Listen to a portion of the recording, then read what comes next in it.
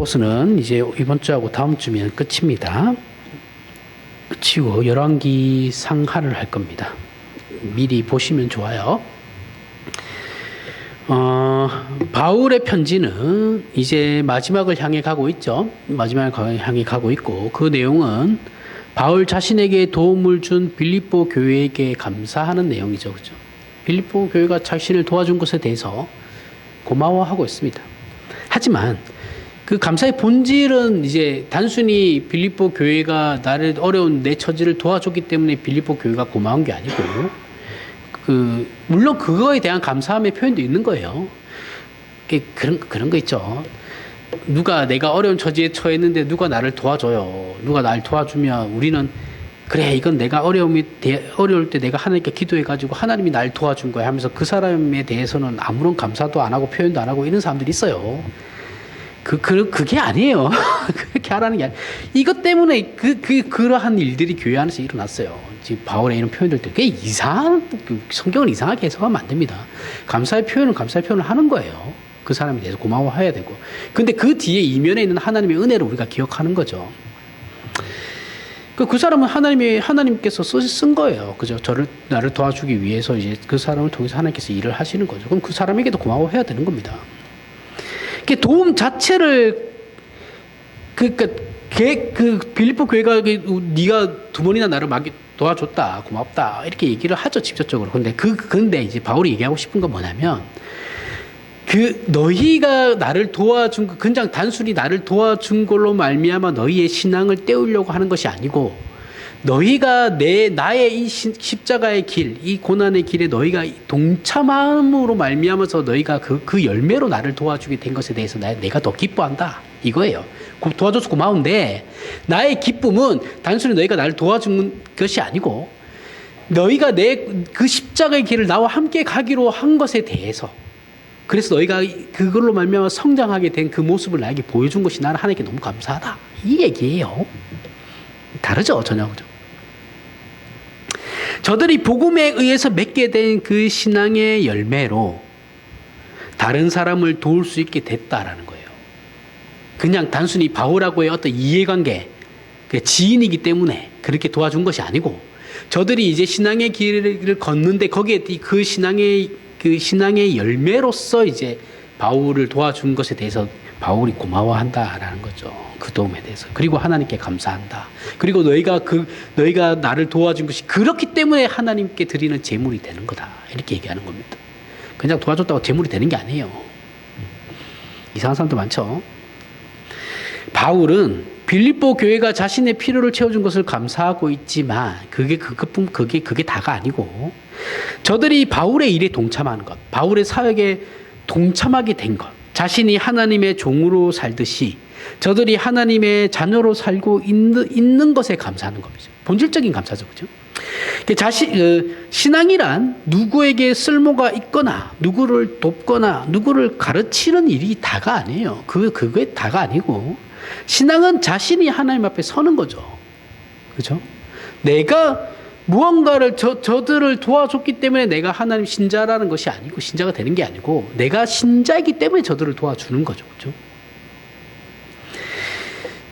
무슨 차이인지가 오늘 본문에, 이 차이가 이제 무슨 차이인지 이게 오늘 본문의 초점이기도 합니다. 고린도후서 4장 1절부터 6절. 그러므로 우리가 이 직분을 받아 국률하심을 입은 대로 낙심하지 아니하고, 이에 숨은 부끄러움의 일을 버리고 속임으로 행하지 아니하며 하나님의 말씀을 혼잡하게 하지 아니하고 오직 진리를 나타내므로 하나님 앞에서 각 사람의 양심에 대하여 스스로 추천하노라. 만일 우리의 복음이 가리었으면 망하는 자들에게 가리어진 것이라. 그 중에 이 세상의 신이 믿지 아니하는 자들의 마음을 혼미하게 하여 그리스도의 영광의 복음의 광채가 미치지 못하게 함이니, 그리스도는 하나님의 형상이니라. 우리는 우리를 전파하는 것이 아니라 오직 그리스도 예수의 주되신 것과 또 예수를 위하여 우리가 너희의 종된 것을 전파함이니라. 어두운데 빛이 비치라 말씀하셨던 그 하나님께서 예수 그리스도의 얼굴에 있는 하나님의 영광을 아는 빛을 우리 마음에 비추셨느니라. 자, 바울이 자신의 사도직에 대해 고린도 교회 앞에 변명하는 내용이죠. 변호하는 내용입니다. 고린도 교회는 하나님의 종이고 이제 사도라고 하면 적어도 보통의 인간들과는 다를 거라고 이제 생각하는 거죠. 뭔가 특별한 뭔가가 있어야 되는데, 근데 바울을 보니까 별거 없어 보이거든요. 생긴 것도 그냥 그렇고, 뭐 못생겼다라는 설도 있습니다. 키도 별로 안 크고. 그러니까 저 사람은 뭐 없는데? 이렇게 이제 생각하는 거예요. 그리고 그런 의심들이 이제 커지다 보니까 이제 적대적인 감정이 들죠. 그래서 뭐 사람 사랑하는데도 이유가 없지만 사람 미워하는데도 이유는 없어요. 그냥 싫은 거예요. 지보다 못난 것 같은데 사도라고 하니까 싫은 거예요. 그러자 바울이 변명하는 것은 바울 자신이 너희가 나를 사도라고 의심하는 거 그래 그거 인정해 줄게. 그럴 수 있어. 그럴 수 있는데 그러면 내가 사도라는 것을 너희에게 할 때 내가 증명할 수 있는 게 뭐냐면 내 모습을 보는 게 아니라 내가 어떤 일을 하고 있는지를 봐라. 내가 지금 하고 있는 일들과 하려고 하는 일들에 대해서 너희가 아니까 그 일이 과연 하나님의 일인지 아닌지를 보고 판단하면 되지 않겠냐. 그럼 내가 하는 일이 하나님의 일이라고 하면 나는 하나님의 사도다. 이렇게 얘기하는 거죠.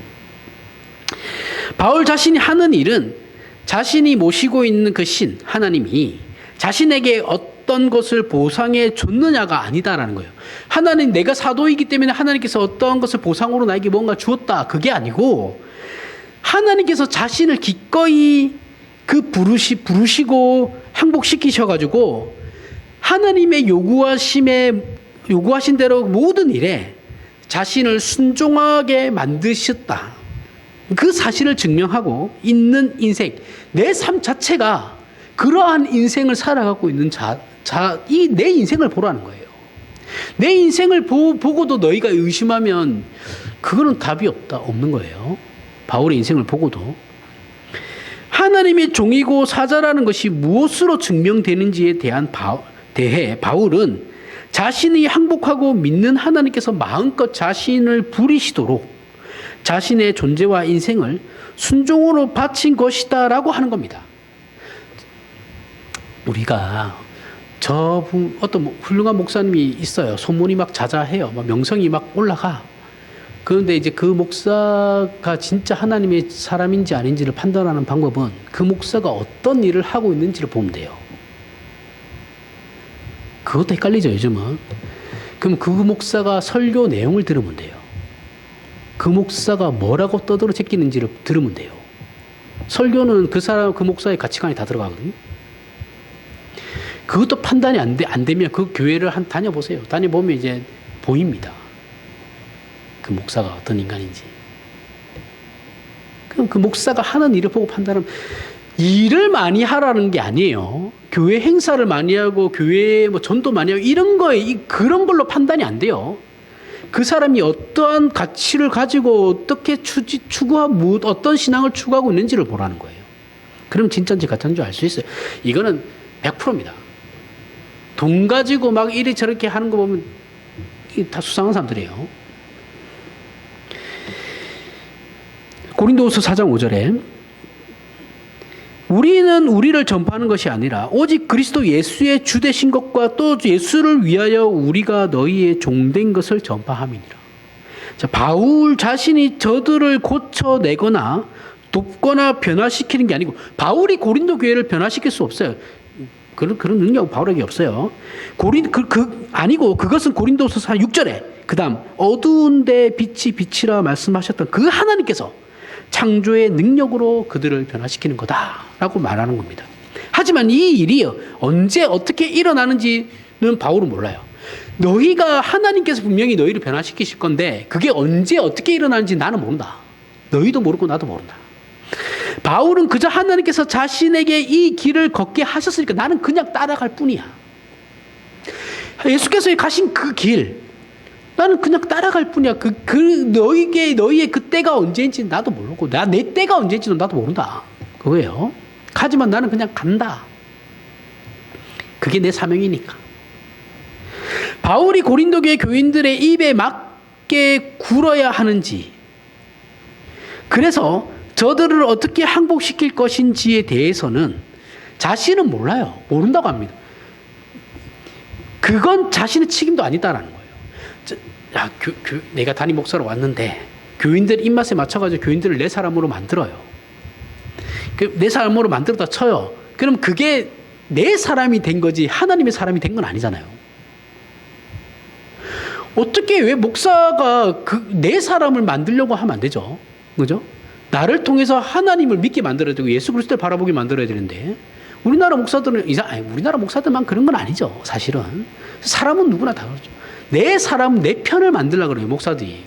그거는 좀 생각을 해봐야 됩니다. 그거 좀 이상하죠. 바울의 지금 얘기와도 완전 다른 거잖아요. 나는 하나님께서 내가 목사로서 내 사역을 다 할 뿐이지 너희가 언제 변화될지 어떻게 변화될지 난 몰라.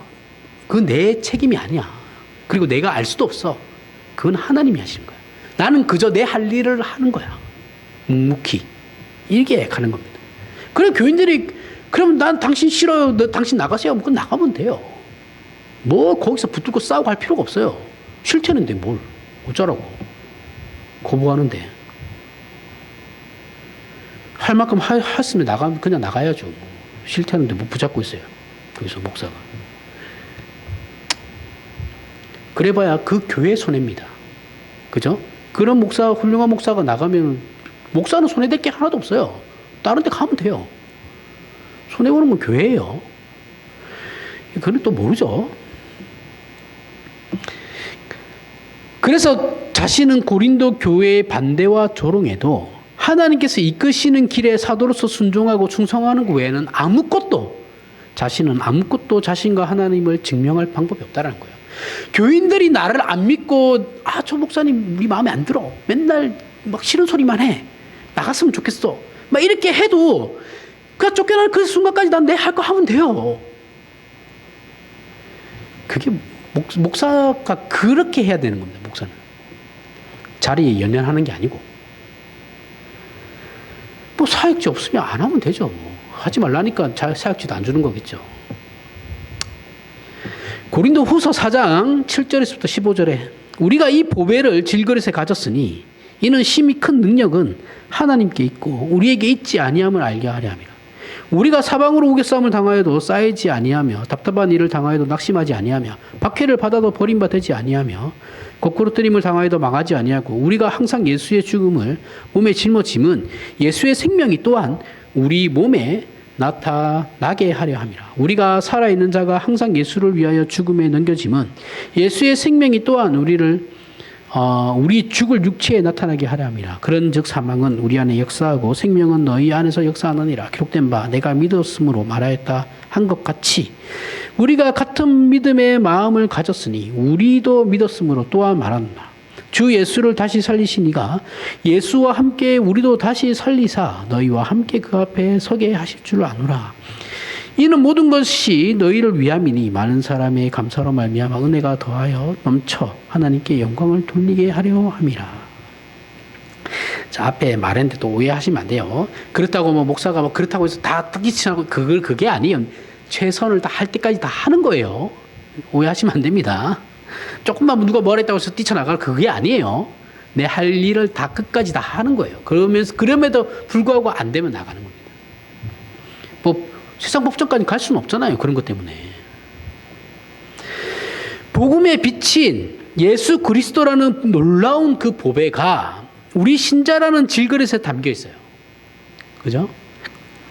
여기서 한 걸음 더 나아가서 이 보배가 우리라는 그 질그릇 안에만 있는 것이 아니고 예수 그리스도의 그 진리라는 것이 우리의 일상에도 있다라는 거예요. 일상 속에도. 우리의 일상은 아무것도 아니잖아요. 그러니까 우리가 질그릇이잖아요. 그럼 질그릇이라는 것 자체는 가치가 없다라는 거잖아요. 그죠? 아무것도 아닌 것 존재잖아요. 그럼 우리는 우리의 일상을 항상 가치 없게 생각하죠. 맨날 똑같은 일이 일어나는, 똑같은 삶을 사는 거니까. 그죠? 근데 우리가 아무것도 아닌 것 같다라는 내 삶은 특별할 게 없어. 내 삶은 늘 그냥 이런 지루한 삶이야라고 생각하는 그 가치 없게 생각하는 그 일상 속에 그 진리가, 신자의 진리, 신자가 믿는 그 진리가 담겨 있다라는 겁니다. 더 나아가는 거예요. 예수를 믿는다고 우리의 일상이 특별한 상황으로 바뀌진 않아요. 그죠? 이 이상한 사람도 있어요. 그렇다고 맨날 뭐 이 감격에 젖어가 있는 사람도 있어요. 그 이상해요. 그러면 큰일 납니다. 심장병 와요. 안 돼요. 우리의 얼굴에 빛이 나고 모든 일이 형통하며 우리가 쳐다보면 상대방이 항복하는, 우리가 막 째려보면 저 예수 믿는 안 믿는 사람들이 막 찌그러지고 막 그런 일들은 일어나지 않아요. 신비주의자들이 얘기하는 것처럼 그런 일들은 안 일어나요. 괜히 째려보면 싸움 나요. 우리의 일상은 믿기 전과 방불한 고난과 고통과 갈등과 고민으로 점철되죠. 하지만 예수를 믿기 전에는 그저 한 개인의 몸부림이고 자신을 위한 걱정이며 결단이었다면, 예수를 믿고 난 다음에는 그 일상에서 하나님께서 기적을 이루신다라는 걸 믿고 순종하게 되는 겁니다. 다르죠? 예수 믿기 전에는 그냥 하나의 그냥 고단한 삶이었어요. 그저 고단한 삶이고, 그게 이제 내가 그 삶을 살아가기 위한 몸부림이었다고 한다면, 나를 위해서 예수를 믿고 난 다음에 아니죠. 하나님께서 내 그 일상을 통해서 기적을 이루시는 걸 믿고 순종하는 삶이라는 거예요. 덴마크에 유명한 그 실존주의 철학자가 있는데, 그 신실한 기독교 신자이기도 합니다. 기독교에도 영향을 좀 미쳤어요. 나쁜 쪽으로 영향을 미친 건 아닙니다. 이 사람 굉장히 괜찮은 사람이에요. 그 쉐렌 키에르케고르라는 사람이 있는데, 이 기회가 되면 이분 책은 읽어도 됩니다. 괜찮은 철학자예요. 좀 어려울 수도 있는데, 그 인생은 해결해야 할 문제가 아니고, 이 사람이 한 얘기예요. 인생은 우리는 막 해결하려고 그러잖아요. 그렇죠? 근데 인생이라는 건 해결해야 할 문제가 아니고 우리가 경험해야 하는 신비다라고는 얘기를 했거든요. 하나님 앞에서. 이 사람은 항상 하나님 앞에서라는 말을 씁니다. 그는 인간의 존재의 불안과 신앙의 역설을 강조해요. 인간 자체는 불안하다라고 얘기를 해요. 그러면서 신앙의 역설도 강조합니다. 삶을 단순히 논리적으로 해결해야 할 문제가 아니고, 신앙과 실존주의 철학자거든요. 신앙과 실존적 결단을 통해서 살아가야 할 우리의 아무것도 아닌 것 같은 우리의 삶처럼 보이지만 모든 사람에게 주어진 삶은 전부 다 신비다라는 거예요. 하나님 앞에서 신비로운 경험을 해야 하는, 하나님께서 이 보배를 질그릇에 담아 두십니다. 보잘것없는 존재의 평범한 일상에 이 보배를 감춰 두시고 누구도 알아보지 못하게 하시는 거예요. 나만 아는 거예요. 그렇죠? 바울은 전도 여행을 세 번 했거든요. 3차례 전도 여행을 했는데, 바울이 전도 여행해서 교회를 세우면서 만족할 만한 결과를 낸 적은 한 번도 없어요. 우리 착각하죠. 바울이 되게 위대하다 그러니까 바울이 마치 교회를 세우면 교회가 막 다 잘 되고 막, 아니죠. 바울이 세운 교회 중에 문제가 안 생긴 교회가 거의 없어요. 다 박살나요, 나중에는. 그가 세운 교회들은 모두가 어려움에 처했었고 위태로웠습니다. 지금은 또 다 없어졌죠. 없어진 교회도 많아요. 그래서 편지를 써서 보낼 수밖에 없었던 상황인데, 그런 상황에서 쓴 서신들이 지금까지 읽히고 있는 거죠. 우리에게. 그죠? 이 성경으로. 기가 막힐 일이지만 바울은 이것을 이해하고 있습니다. 바울은 우리가 항상 예수의 죽음을 몸에 짊어짐은 이라고 해서 세상이 예수를 죽였듯이 신자들은 죽음으로 내몰리는 현실을 살아가는데, 고단하죠. 그러니까 살아가는데 그것이 질그릇이라 할 수 있는 우리의 일상이라는 겁니다. 나라는 존재만 그런 것이 아니고, 나라는 존재 아무것도 아닌 것 같은 나를 부르신 그 질그릇을 안에 그 나를 부르시고 예수 그리스도라는 진리를 담으신 그 분께서 이 부르신 삶으로서 그냥 고단한 삶으로서 살아내면 끝내는 것이 아니라 그 안에 진리를 같이 담고 살게 하셨다라는 거예요. 그러면, 그렇게 하면 예수의 생명이 우리 몸에 나타날 것을 또한 믿기 때문에 우리는 순종할 수 있는 겁니다. 우리의 삶도 그 안에 진리가 담겨 있기 때문에 우리가 그 삶에 순종하면서 십자가의 길을 순종하면서 살아가면 그 진리로 말미암아 우리가 또한 우리 몸에 그 진리가 나타날 것이다 라는 것을 믿는다라는 거예요. 그렇게 신자는 살아간다라는 겁니다. 그렇게 우리 신자는 항상 예수를 위해서 죽음에 넘겨지는 자들입니다. 바울은 빌립보 교회가 자신을 도와줬기 때문에 고마운 것이 단순히 그렇게 고마운 것이 아니라 자신이 하나님의 종으로 살듯이 빌립보 교회가 신자된 길을 걸어서 바울을 돕게 된 그 사실에 그 열매를 기뻐하는 거죠. 그들이 성장한 것에 대해서 기뻐하는 거예요. 신앙적으로. 바울이 하나님의 종으로 하나님께서 자신을 어떻게 부리고 인도하시던 그저 순종하여 죽음의 길을 그러나 믿음의 길을 걸어가는 것 같이 빌립보 교회가 그렇게 가야 한다고 말하고 있는 것이죠. 바울이 빌립보 교회를 또는 빌립보 교회가 바울을 서로 간에 어떤 도움이 될 거로 생각하지 그러한 이해관계로 묶여있는 그런 걸로 끝이 아니고 그렇게 생각하지 말고 그런 기대를 가지지도 말라고 얘기합니다. 서로 간에 내가 어려우면 좀 도와주겠지. 서로 간에 이런 생각하지도 말라는 거예요. 기대도 하지 말고. 우리 그러잖아. 우리가 저 사람 좀 도와주면 나중에 뭐 저 사람이 날 어려울 때 도와주겠지. 이렇게 생각하잖아요. 그죠? 그러니까 은연 중에 그런 게 다 있어요. 내가 이렇게 베풀면서 살면 내가 어려울 때 하나님 날 외면하지 않으실 거야. 그것 때문에 도와주거든요. 사람들이. 신자들. 그렇게 하지 말라는 거예요. 도와줬으면 그걸로 끝이에요. 이해하시죠? 도와준 행위로 말미암아 나는 하나님께 칭찬받는 거지. 나중에 어떤 그게 보상으로 돌아올 거다 생각하시지 말라는 거예요. 그런 건 없어요. 성경에 그런 내용은 없습니다. 우리는 내가 저 사람을 도와줘야 되는 건 내가 신자이기 때문에 그런 거예요. 내가 하나님 앞에서 내 신앙과 내 인격이 성장시켜야 되니까 그 열매를 맺어야 되니까 도와주는 거지. 단순히 저 사람이 어떤 동정심을 사서 도와주는 그거는 아무 의미 없어요. 그러니까 뭔가 도움을 줬다고 해서 도움을 받을 거라고 생각하시면 안 된다는 거예요. 그런 일은 없어요. 신앙 안에서 그런 거 없습니다. 그냥 도와줬으면 그걸로 끝이에요. 이게 쉽지 않죠. 그렇죠? 사람이 다 그게 있거든. 죄성이 다 그래요. 누가 누군가를 도와주면 나중에 뭐 작은 거라도 하나 주겠지. 안 주면 되게 섭섭해하죠. 섭섭해하지 말라는 거예요. 그냥 도와준 걸로 나는 이미 내 할 일 다 한 거예요. 나는 저 사람 이해해주고 있어. 나는 이런 사람도 이해해주고, 나는 저 사람도 이해해주고 있어. 근데 왜 너는 왜 나를 이해 못해? 그거는 이상한 거예요. 기독교 신앙에서는 그런 게 안 통해요. 세상에서는 통할지 모르겠지만, 기독교에서는 안 통해요. 그런 거.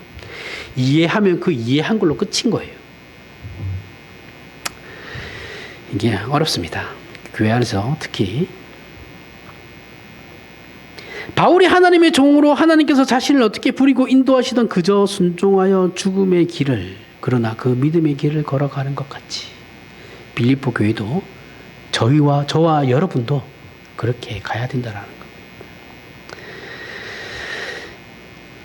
빌립보 교회 안에 바울을 반대하는 자들은 자신들이 생각하는 기대나 방법으로 그죠? 바울이 일하지 않기 때문에 반대하는 거겠죠.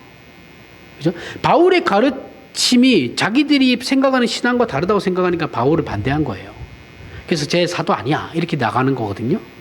하지만 그들이 원하고 기대하는 방법은 하나님이 일하시는 방법이 아니라 그랬어요. 그렇죠?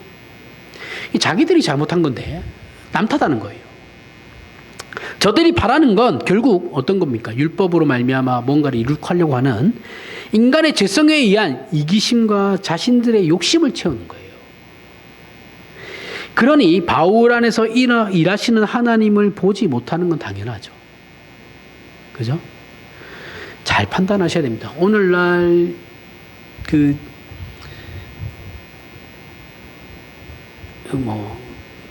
보수 기독교가 진보 기독교보다는 옳은 건 맞아요. 성경적인 건 맞는데 다 옳다고 생각하시면 안 돼요.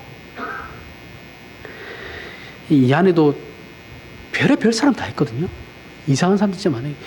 신앙이 보수적인 게 아니고 정치적인 이념이 보수적인데도 자기는 보수적인 신앙을 가졌다라고 얘기하는 사람들이 우리나라의 태반이에요.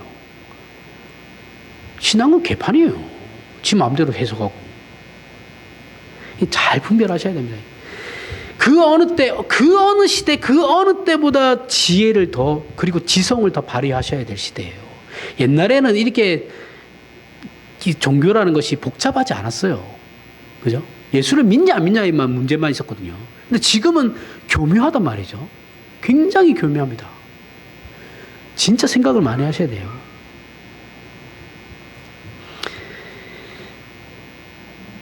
저들이 과연 하나님의 일을 하는 건가? 아니면 자신의 욕심과 돈을 위해서 하는 건가? 잘 보셔야 돼요.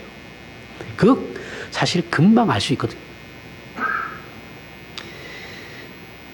하지만 그럼에도 하나님의 이 일하심의 창조의 능력, 그 부활의 능력이기 때문에 이는 모든 것이 너희를 위함이니 많은 사람들의 감사로 말미암아 은혜가 더하여 넘쳐서 하나님께 영광을 돌리게 하려 함이니라. 하나님께서 빌립보 교회를 찾아오셨으니 결코 땅콩 무효화되지 않을 거다라고 얘기합니다.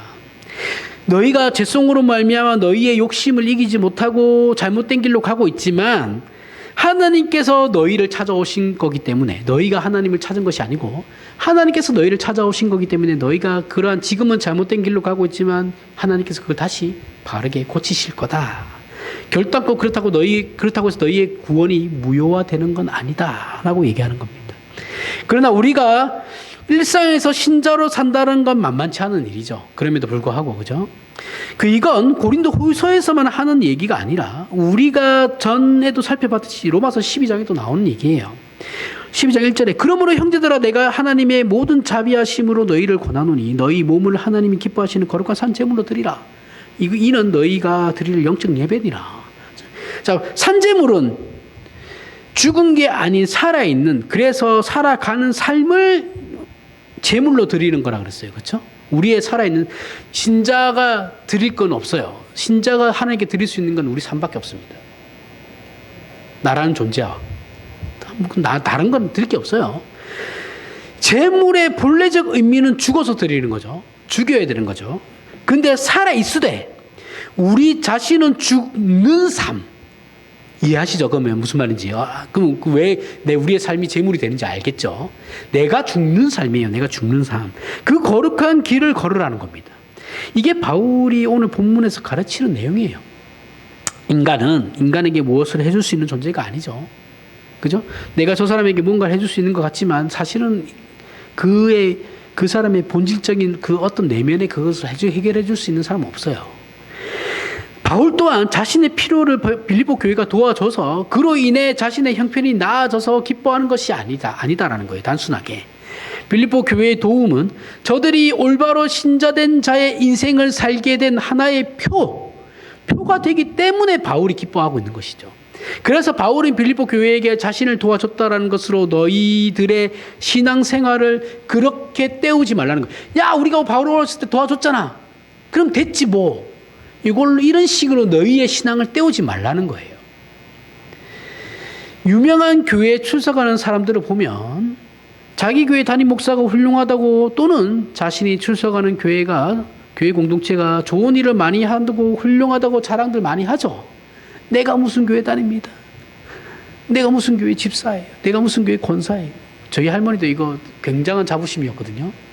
부산 영락교회 최연소 권사 이러면서 맨날 그게 자랑이었어요. 본인이. 그런데 그 유명한 담임 목사와 그 유명한 교회 공동체라는 이름으로 자신의 신자된 책임을 대체할 수 있냐고요.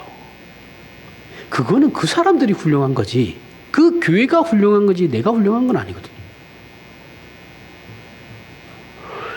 그 담임 목사와 교회 공동체가 훌륭하다고 자신이 신자로서 훌륭해지는 건 아니죠. 그 공동체에서 튀어난 모습일 뿐이에요. 본인은. 그래서 이렇게 얘기하는 사람 치고 믿음 좋은 사람은 없습니다. 이거는 100%예요. 진짜. 바울이 말하는 내게 능력 주시는 자 안에서 내가 모든 것을 할 수 있느니라에서 모든 것은 고린도 후서에서 봤듯이 사방으로 우겨싸움을 당하고 항상 죽음에 넘겨지는 길, 오직 예수만을 위하여 순종하는 인생을 살아간 그 모든 것을 말하는 겁니다. 바울은 빌립보 교회가 이런 오해를 하지 않기를 바라는 겁니다. 너희가 나를 도와주는 것으로 너희 할 일 다 했다고 생각하지 마라. 나는 너희가 나와 동일한 순종의 길, 그 신앙의 길을 걷기 시작한 것으로 알고 그것에 감사하는 거다. 그러니 나를 도와줬다고 해서 너네 할 거 다 했어요. 하나님 우리 이뻐해 주세요. 이거 안 통한다. 이렇게 말하는 거죠. 이제 우리 각자는 신앙은 하나님 앞에서 자신이 살아가는 문제라는 걸 스스로 이해시키고 각인시켜야 합니다.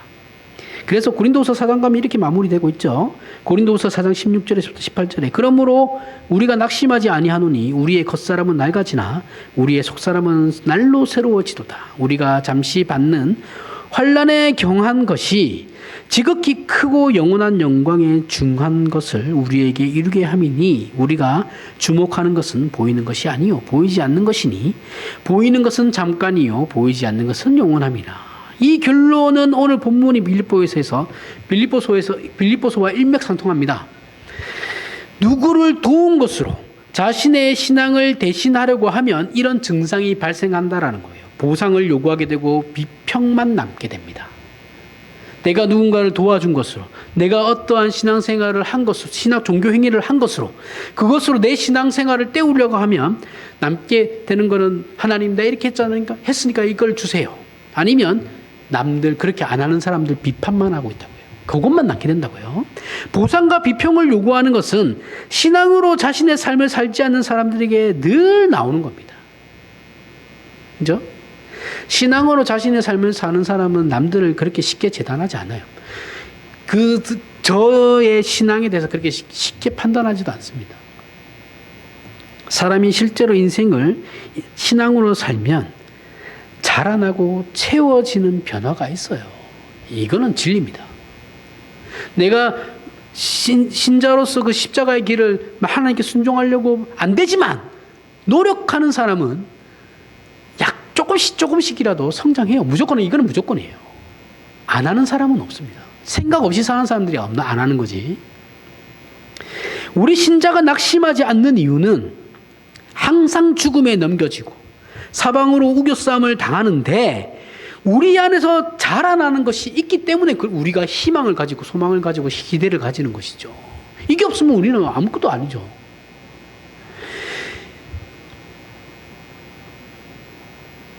예수를 믿을 때 우리가 요구하는 보상을 받는 것보다 고난 속에서 더 많은 내용이 우리 안에 채워진다는 것을 발견하게 되죠.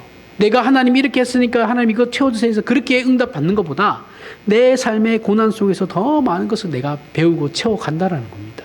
누구에게 손가락질할 틈이 없어요. 없이 자신을 하나님 앞에서 확인하고 고쳐나가며 주어진 매일의 일상에서 하나님께서 이렇게 저렇게 일을 진행시킨다라는 걸 알게 됩니다. 그죠? 한번 크게 은혜 받아 회개하면 그 사람의 성격이 변하고 기질도 변하며 신앙도 비약적으로 커진다는 한국교회의 주장처럼 기독교 신앙을 그렇게 생각하고 있다면 그 사람은 기독교를 너무 많이 오해하고 있어요. 모른다고 해도 과언이 아닙니다. 이건 하나님이 일하시는 그 시간의 신비를 모르는 거예요. 생각해 보세요. 지금 우리의 신앙 인격을 형성하게 만든 가장 중요한 일은 어떤 기적과 신비의 체험이 아니에요. 그런 건 오히려 우리를 교만하게 만들어요. 그냥 우리가 아무렇지도 않게 여기던 우리의 반복된 그 일상이 만들어내는 연륜에 의해서입니다. 그것 때문에 우리가 성장하는 거예요. 그죠? 그 안에서 시간과 시간을 안에서 우리가 그 고단한 삶을 살아가면서 우리가 성장하는 겁니다.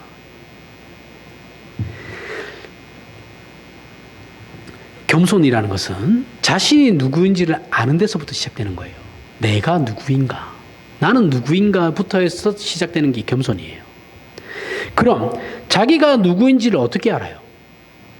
사람이라는 존재가 얼마나 못났는지를 그 반복되는 나의 일상에서 만나서 알게 되는 거죠. 그 일상을 살고 살아서 아는 거죠. 그죠? 그래서 사람이 나이를 먹으면 예수를 믿든 안 믿든 철이 드는 거예요. 안 드는 사람은 생각 없이 산 거예요. 우리가 사람들과 만나서 얘기해보면 사람들은 절대로 상대방의 얘기를 듣지 않는다는 걸 이제 어느 순간 되면 알게 돼요. 아, 사람이란 존재는 상대방의 말을 듣지 않는구나. 알게 됩니다. 아무리 가까운 사이라도 그래요. 서로가 자기 얘기만 해요. 어떻게든 자기 얘기를 관철하려고만 하지 상대방의 얘기는 듣지 않아요. 모두 다 똑같습니다. 이걸 언제 극복하게 되느냐 하면 어느 날 상대방이 내 얘기를 듣지 않는다는 그 분노로부터 나도 상대방의 얘기를 듣지 않고 있다는 걸 깨닫게 되거든요. 아, 쟤만 내 말 얘기를 듣는 게 아니라 나도 제 얘기를 안 듣는구나. 그게 각성이 일어날 때가 있어요. 그 현타가 온다 그러죠. 그죠? 요즘 말로. 그래서 내 말을 듣게 하고 싶으면 내가 상대방의 말을 먼저 들을 수밖에 없구나라는 것을 알게 돼. 이게 이제 철들기 시작하는 거예요, 사람이. 그 이유는 뭐예요? 서로 자기 말을 먼저 들어달라고 싸우면 그 싸움은 끝나질 않아요. 그죠?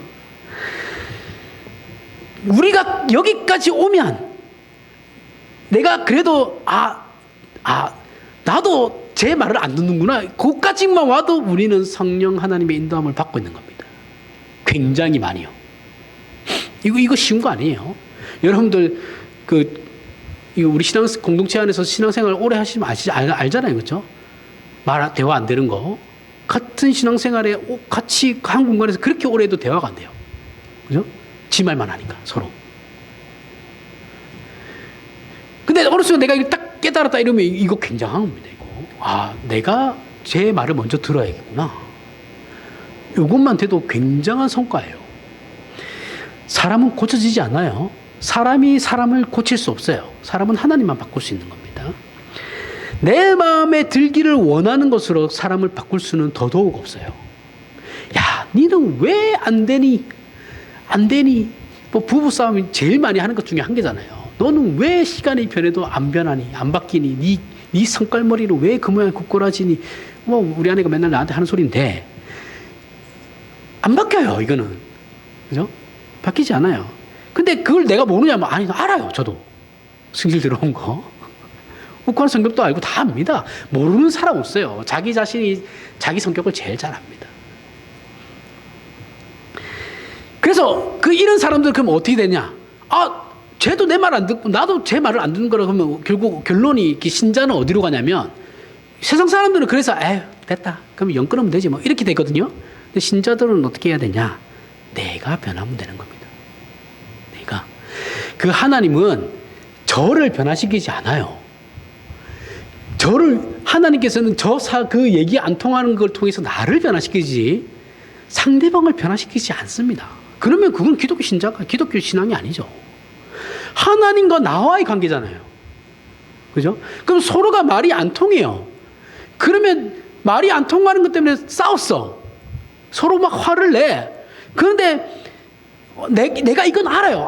나도 제 말을 안 듣고 있구나라는 걸 안단 말이죠. 알고 그러면 더 승질납니다. 내 자신한테. 그죠? 내가 내 성격을 아는데 그걸 못 참고 질렀을 때 오는 그 현타는 훨씬 심해요. 내 자괴감은. 그래서 결국은 그걸 알면서 이제 나를 바꿔가려고 노력하죠. 그렇죠? 하나님 앞에서. 그게 신자입니다. 어떻게 변해야 합니까? 상대방은 고칠 수 없어요. 내가. 바꿀 수 없습니다. 이거는 부모, 형제고 다 필요 없어요. 혈연관계도 다 안 됩니다. 자식도 안 되고 부모도 안 돼요. 그러니까 싸우지 말고 하나님이 고쳐줄 때까지 내가 인내할 수 있게 하나님 나에게 인내를 허락해 주십시오. 이렇게 되는 겁니다. 이해하시죠? 무슨 말인지. 쉽지 않죠? 자존심 다 내려놔야 되는 건데 아직까지 우리는 자존심을 못 내려놓죠. 그거 내려놓으면 우리 죽는 줄 알잖아요. 그죠? 이 설명하면서 저도 힘들어요. 만약 내가 살아있는 동안에 저 사람이 고쳐지지 않을 수도 있어요. 저 인간은 죽을 때까지 저질하다가 죽는구나. 그죠? 저희 할머니가 우리 할아버지한테 그랬는데. 뒤에 고쳐질 수도 있죠. 내가 죽고 난 뒤에 내 자식이 예수를 믿을 수도 있는 거고, 내가 죽고 난 뒤에 그가 변화될 수도 있는 거예요. 모르는 겁니다. 그냥 조용히 죽는 게 다른 사람이, 그러니까 이제 그런 거죠. 내가 뭐라고 해도 안 고쳐질 거니까 그러면 그냥 참다가, 내가 참다가 그냥 죽자. 그러면 다른 사람이, 야, 저 사람 인내심 참 좋았지. 그렇게 칭찬이라도 한다라는 거예요. 이해하시죠? 무슨 말인지. 바울은 가장 고급한 직분과 내용을 가지고 가장 거룩하고 헌신된 인생을 살고 있음에도, 바울 자신이 그럼에도 불구하고 사람들은 바울 자신의 진심과 능력에 의해서 변화되지 않았어요. 고린도 교회를 보세요. 빌립보 교회를 보세요. 바울이 세운 교회를 보세요. 바울의 그 어떠함으로 변화된 교회는 없습니다. 그죠? 바울은 항상 힘들었어요. 그 사람들과의 관계 때문에. 그 문제들 때문에. 그는 평생에 걸쳐 이걸 확인하게 돼요. 이 문제에 대해서. 아, 신앙이란 이렇게 되는구나. 오히려 바울 자신이 고침을 받아, 그렇게 해서 본인이 바뀌는 겁니다.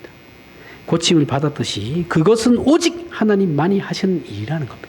사도가 됐다고 해서 그들이 모든 것에 정점을 찍은 사람이 아니에요. 그들이 사도가 되고 나서부터도 계속 그들은 배워요. 성장해 나가야 되고. 배워 나가는 겁니다.